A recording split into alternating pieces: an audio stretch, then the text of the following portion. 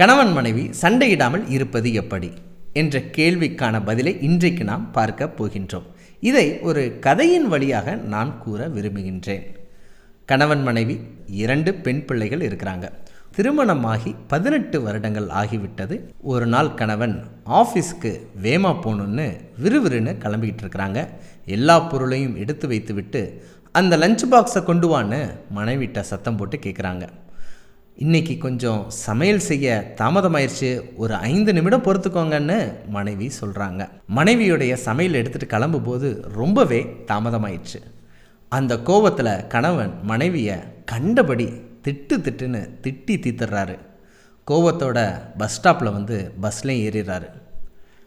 எத்தனை முறை சொன்னாலும் புரிஞ்சிக்கவே மாட்டான்னு ஒரு எரிச்சல் கணவனுக்கு மனைவியின் மேலே இருக்குது. இவருடைய மனைவியின் பெயர் சாரா, ஞாபகம் வச்சுக்கோங்க.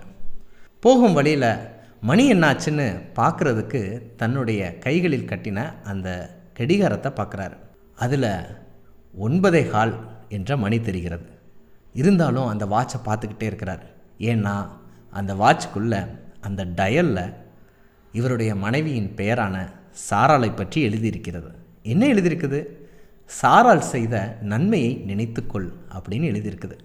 அது வரைக்கும் தன் மனைவியின் மீது தீராத எரிச்சலோடு இருந்த அந்த கணவனின் மனதில் தன் வாழ்க்கையில் 18 வருடங்களாக தன் மனைவி செய்த நன்மையை நினைக்க ஆரம்பிக்கிறார். ஆஃபீஸ் போய் அந்த நாள் முழுவதும் வேலை பார்த்தாலும் தன் மனைவி செய்த நன்மையெல்லாம் நினச்சிக்கிட்டே இருக்கிறார். சாயங்காலம் ஆஃபீஸ் முடிச்சுட்டு வீட்டுக்கு வந்த உடனே அந்த கணவன் அந்த மனைவியின் இடத்தில், காலையில் மிகவும் எரிச்சலோடு நான் நடந்து கொண்டேன், நீ என் வாழ்க்கையில் செய்த நன்மைகள் ஏராளம், அதை நான் புரிந்து கொள்ளாமல் நடந்து விட்டேன் என்று சொல்லி கணவன் மனைவியோட சமரசமானதை பார்க்க முடியுது. இந்த கதை கணவன்மார்கள்லாம் மனைவியின் நன்மையை புரிந்து கொள்ளணும் அப்படிங்கிற கருத்தை மட்டும் உள்ளடக்கியது கிடையாது.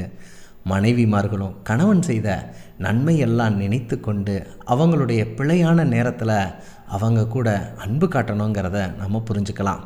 இதைத்தான் வேதாகமமும் கூறுகிறது.